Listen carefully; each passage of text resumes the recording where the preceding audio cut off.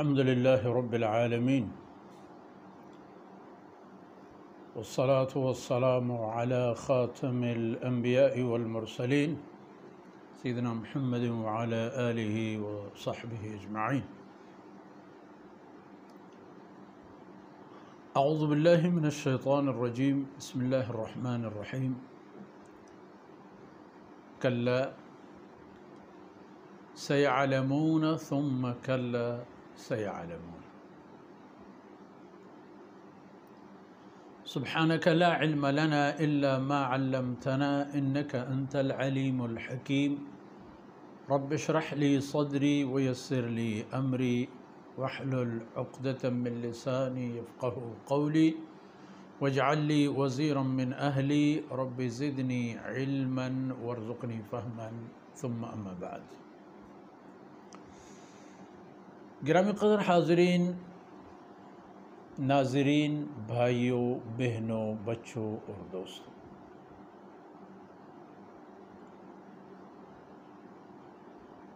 اللہ رب العزت نے ان مبارک آیتوں میں انسانی غفلت کو بیدار کرنے کی مہمیز دی ہے، اور انسان کو ہوشیار فرمایا ہے کہ مقصد فوت نہ ہو، منزل سے نہ بچھڑ جاؤ،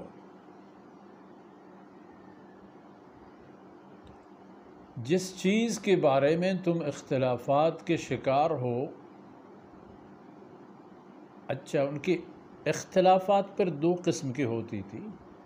ایک ان کے آپس کی تجزیہ و تحلیل، مذاقاً، تنزیہ طور پر، سنجیدہ یا غیر سنجیدگی کے انداز میں. اور ایک اختلاف جناب رسول اللہ صلی اللہ علیہ وسلم اور ان چند مسلمانوں کے ساتھ جو ان حضرت صلی اللہ علیہ وسلم پر سعادت ایمان حاصل کر چکے تھے، اختلافات ان کے ساتھ بھی تھے اسی بات پر، کیونکہ دعوت الہیہ میں وبالآخرۃ ہم یوقنون اولویت رکھتی ہے. توحید، رسالت اور معاد، یہ تین نکاتی فارمولہ عقیدہ کے اعتبار سے ہر ایک انسان کے سامنے آ جائے اور وہ اسے سمجھ جائے تاکہ اسے زندگی کا بقیہ جو ادوار ہیں، بقیہ رستہ ہے، اس کی بقیہ منازل ہیں، انسان کے لیے ان تک پہنچنے میں آسانی ہو. فرمایا کلا، بات ایسی نہیں جو تم کہہ رہے ہو، یہ معاملہ اتنا سہل اور آسان نہیں جس حد تک تم سمجھ رہے ہو. سیعلمون، دور نہیں ہے وہ وقت، وہ فرصت اور زمانہ بالکل ان کے سامنے آنے والا ہے کہ وہ سب کچھ دیکھ لیں گے، سمجھ جائیں گے، یقین بھی کر لیں گے. لیکن کب؟ اس وقت جب یقین کرنا، جب بات کے سمجھ میں آنا فائدہ نہیں دیتا. اور یہ جملہ دو بار تکرار فرمائے، کلا سیعلمون ثم کلا. ہاں، دوبارہ سمجھ لو، سن لو اور سوچ لو، شعور میں آ جاؤ. بات ایسی سطحی اور معمولی نہیں جس حد تک تم لوگ سمجھتے ہو. نبأ، یہ سب سے بڑی خبر ہے. یہ قرآن کریم کی دیگر بہت سارے مقامات پر احوال قیامت کے ذکر ہیں، یعنی قیامت کے ہولناکیوں کے تذکرے موجود ہیں۔ الحاقہ سورہ ہے مستقل،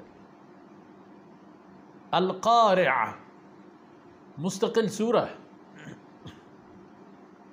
اقتربت الساعہ،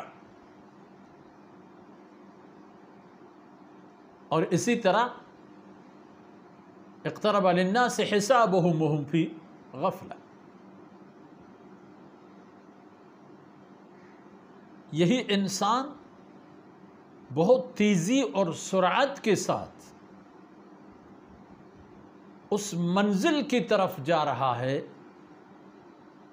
اس مقام کی طرف جا رہا ہے جسے قیامت کہتے ہیں، اتنی تیزی سے جا رہا ہے کہ اسے ہوش ہی نہیں رہے گی، اسے سنبھلنے کا موقع ہی نہیں ملے گا۔ تو وہاں سنبھلنے کی کوئی بات نہیں ہو سکے گی، یہیں سے سنبھلتے جاؤ۔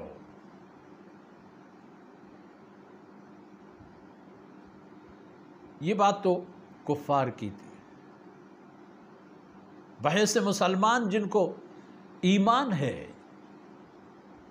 کہ یہ زندگی جو موت پر منتج ہوتی ہے، اس زندگی کا نتیجہ جو موت کی صورت میں ہمارے ہاتھ میں آتا ہے، تو اس موت کا بھی ایک نتیجہ ہے جو دوبارہ زندگی کی صورت میں ہمارے ہاتھ میں آ جاتا ہے۔ اور پھر یہ بات بھی کہ یہیں کے کیے درے وہیں کے فیصلوں کے سبب بن جائیں گے۔ نضع الموازین القسط لیوم القیامہ۔ اللہ تعالیٰ فرماتے ہیں کہ قیامت کے دن اعمال کے تولنے کے ترازو قائم کیے جائیں گے، رکھے جائیں گے، اعمال تولے جائیں گے، وزن کیے جائیں گے، اور کسی کے ساتھ کسی بھی قسم کی کوتاہ ترین اور ادنا ترین ناانصافی نہیں ہوگی۔ کہیں فرمائے کل نفس بما کسبت رہینہ، ہر انسان اپنے اعمال کی گرفت میں ہے، اپنے اعمال کے رہن میں ہے۔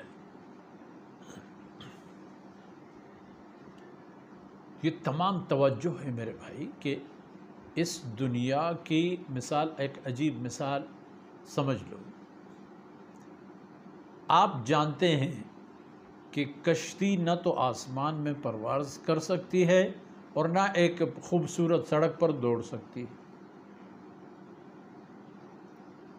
اس کے لیے موزون جگہ پانی کے سینہ ہے، پانی کے اوپر تیرنا اس کے لیے بہترین رستہ ہے کہ جس طرف چاہے چلا جائے۔ لیکن یہی پانی اگر کشتی کے اندر آ جائے تو کشتی کو ڈبونے کا سبب بن جاتا ہے۔ اسی طرح یہ دنیا، یہاں کے وسائل اور ان کی محبت اور ان کو مقصد زندگی بنانا بھی اسی طرح ہے کہ ان کو بقدر ضرورت استعمال کرنا، مستفید ہونا، ان کو سرمایہ بنا کر ان سے آخرت آباد کرنا، اللہ کی رضا کے سارے وسائل لے لینا، اس حد تک یہ کشتی پانی کے اوپر ہے۔ لیکن اگر انہی کو مقاصد زندگی بنا دی جائے اور پوری زندگی اس مقصد کے لیے صرف ہو کہ میں جتنا زیادہ کماؤں، اڑاؤں، کھاؤں، تو یہ پانی کا کشتی کے اندر آنا ہے اور کشتی کو ڈبونے کا سبب بننا ہے۔ باقی جہاں تک اس بات کا تعلق ہے کہ قیامت کب ہوگی، کیسے ہوگی، یہ تاریخ طے نہ کریں، تاریخ طے شدہ ہے۔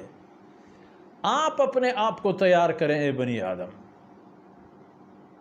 کوتاہ نہ رہیں، کبھی نہ رہے آپ میں، اپنے اخلاق، اعمال، عقائد، افکار، کردار سب کو درست کریں، اور آپ تیار رہیں، کیونکہ قیامت کے آنا اس طرح کہ پوری ہستی کو اللہ رب العزت نیستی میں تبدیل فرمائے، اس سے میرا اور آپ کا لینا دینا نہیں ہے۔